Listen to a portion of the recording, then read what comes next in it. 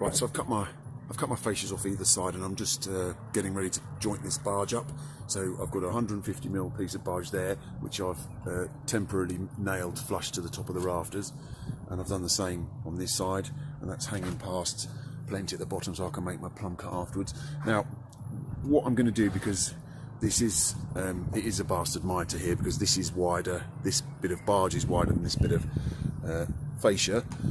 What I've done is I've nailed on these small blocks, which are the same thickness as my barge, and I've nailed them so they're exactly flush with the top of the rafter. So I've put one each side. Now, what I've now done, but this is the back of my fascia, I've marked a line 2 inches down. This is the top. So this is the upstand I talked about earlier, except this is a full 2 inches rather than having a batten on it, because this timber's wide enough. So I keep this pencil mark here to this line here, because this is effectively my rafter line, and then that allows this barge to shoot all the way across here, both sides, and then I can mark where my mitre goes. So I've put the fascia on my blocks, as I said earlier, and what I've now done is where these 2 points intersect between the barge and the fascia, I bring a line across to the fascia. I do the same on the underside, and then join that line across, and this is the line I'll cut for my fascia. So I'll cut both these sides, then I'll put it back against the barge, and then mark the lines I've cut. Then it'll be super accurate. Unfortunately, we're dodging showers today, so I'm going to just give it a few minutes and see what happens.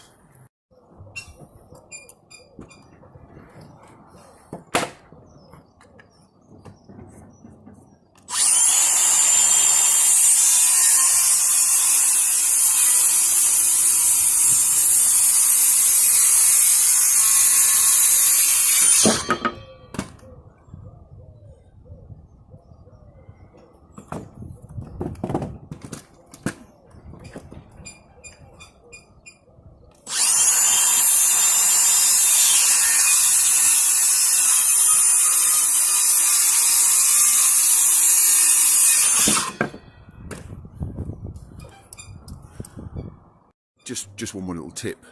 Before I take this barge off to cut this mitre here, although when I put it back on I should probably make sure that these nail holes go back into the original holes so it's exactly in the right place. And what I've also done is just put a little tick mark across the top, so just put my pencil straight across, so when I put it back on we can clearly see, as long as those 2 lines are marked up, it'll be in exactly the right place. Now, because this joint where it strikes on the roof is unsupported, meaning it's not fixing into the end of a joist or rafter, and what I'm going to do with my bearing guided biscuit cutter is I'm just going to put a couple of biscuits in each end just to help support it. So I'll do that now.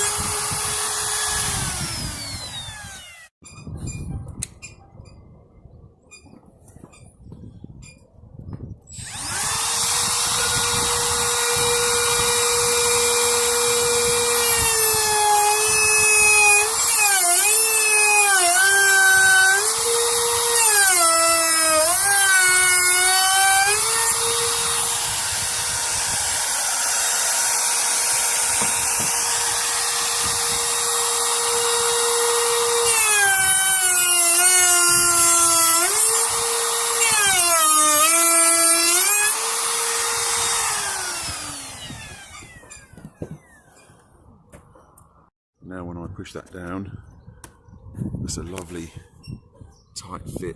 I've just taken the arris off with my block plane. That literally came, those cuts came straight off the saw, so perfect.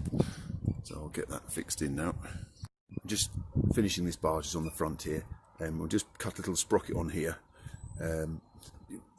Sort of mainly do this because, as I said earlier, the last course or first course of tiles has to sit up a little bit, partly because it hasn't got a row underneath it, but also because we kick the bottom row up a little bit. So what I've done here is I've obviously stuck this one on. I've also got to accommodate the fact that I've got some 9mm ply sitting in here on my exposed soffit, so that's got to accommodate that as well, which it does. And then I just brought my fascia line through, and I've sat outside it maybe 6mm, and then plumbed the line down, which I shall cut on the plumb. Done that, I've just marked a small seat cut along there, which will just square that off nicely, and then I can finally fix this piece of plywood over the top. Just been nailed up on the rafters for a few days, so that I've just taken a small angle off there, that just slides down and fixes through the top, and then obviously, might not be able to see it, closes off the soffit.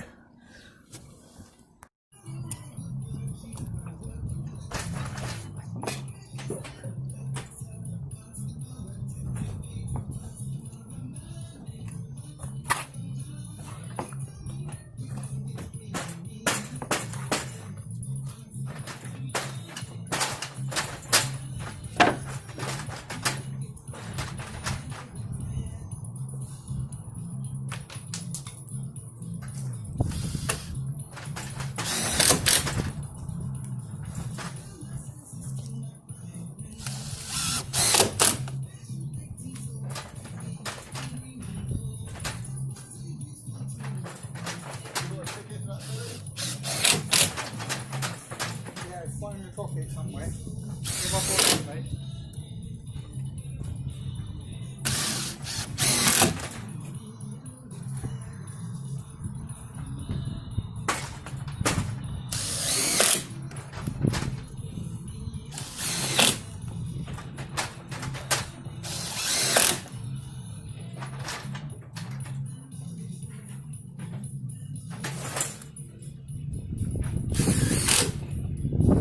Right, I'm just going to cut the soldier pieces to close in these corners.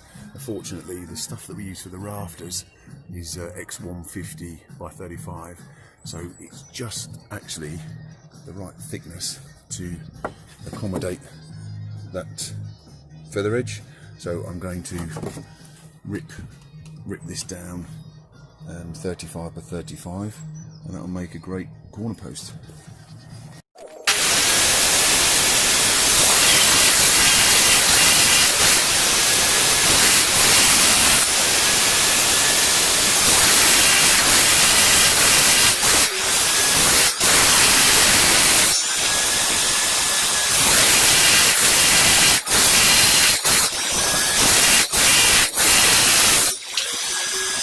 So that's all of those cut now. So what I shall get to, before I fix them, I'll get the painter to stain them all round, and then obviously when they're fitted to the corner, if there's any shrinkage, you won't see white patches where the feather edge has shrunk.